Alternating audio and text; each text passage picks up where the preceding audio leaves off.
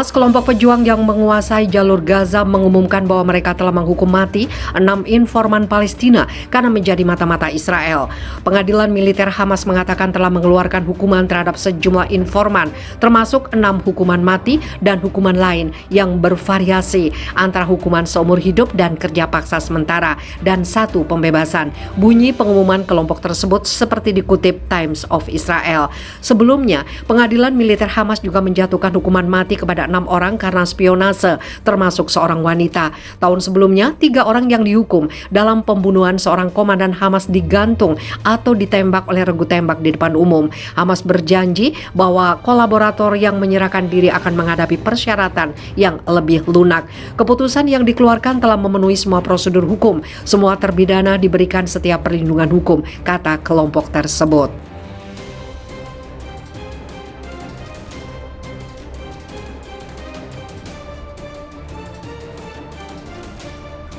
Ngeri, Hamas menghukum mati 5 warga Palestina palsu yang ternyata berkolaborasi dengan Israel dan menjadi mata-mata Zionis. Gerakan Hamas mengumumkan pada 4 September telah menjatuhkan hukuman mati kepada 5 warga, termasuk 2 orang yang karena telah berkolaborasi dengan Israel. Hukuman mati untuk kerjasama adalah yang pertama dijatuhkan di wilayah pesisir Palestina dalam lebih dari 5 tahun. Pada Minggu pagi, pengkhianat itu dijatuhi hukuman mati karena bekerja sama dengan Zionis Israel, kata Hamas dalam pernyataan yang dikutip dari Al Jazeera.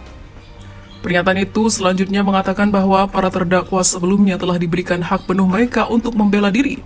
Kementerian Dalam Negeri Hamas memberikan inisial dan tahun kelahiran 5 orang itu yang telah dieksekusi, tapi tidak memberikan nama lengkap. Orang yang dieksekusi itu terbukti bekerja sama dengan Israel adalah seorang yang lahir di tahun antara 78 hingga 1968.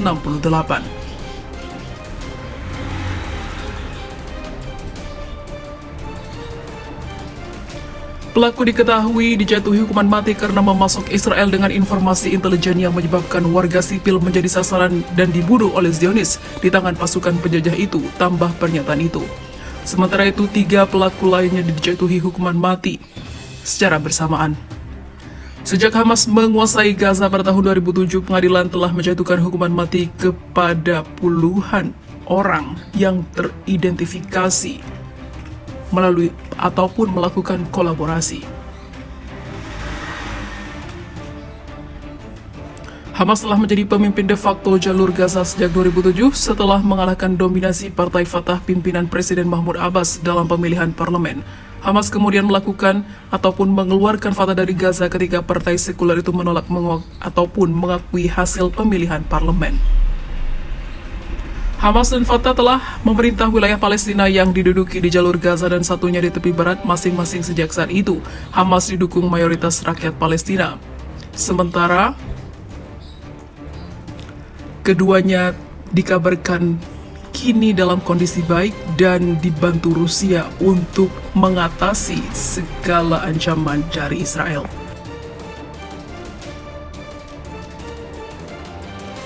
Jenderal Zionis Israel mengklaim kelompok Hamas di Gaza menang banyak dalam segala pertempuran dengan Israel sebetulnya.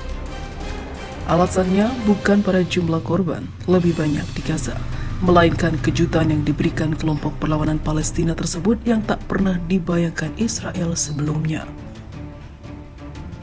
Diketahui Hamas dan sekutunya Jihad Islam Palestina menembakkan lebih dari 4.300 roket dan rudal dengan lebih dari 3.000 diantaranya berhasil menyeberang ke negara Yahudi.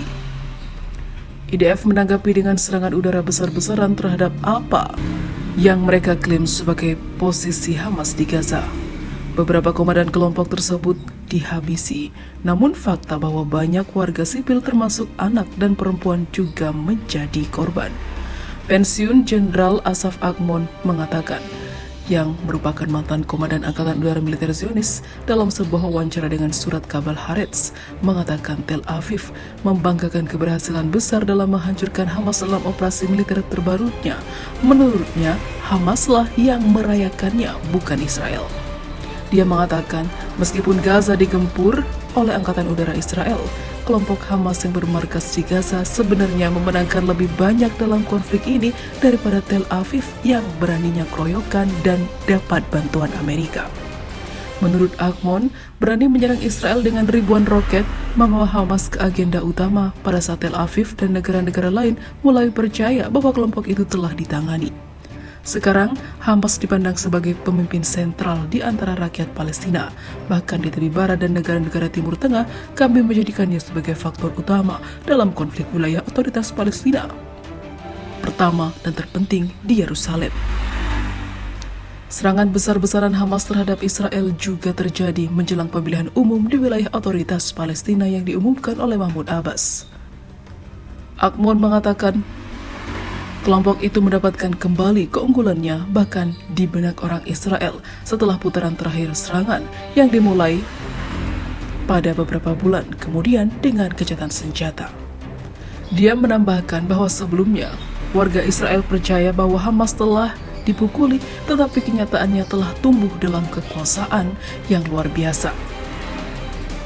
Mantan Brigadir Jenderal Israel juga percaya bahwa Tel Aviv untuk memahami bagaimana penilaiannya sendiri terhadap kelompok itu salah, alih-alih memberikan tepuk tangan meriah yang hanya akan mendorong Israel maju ke jalan yang salah. Yang terjadi bukanlah hasil imbang, tapi kerugian yang mereka coba jual kepada kami sebagai sebuah prestasi. Yang terburuk adalah hal itu membuat kami mengabaikan kemunduran dan tidak belajar hikmah. Hal ini membawa kami pada kekalahan telak dalam perang multi perang medan perang, papar Akmon. Hal ini sungguh memalukan bagi Israel karena tak mampu melawan Hamas yang hanya tidak banyak mempunyai senjata canggih seperti Israel, namun berani melawannya.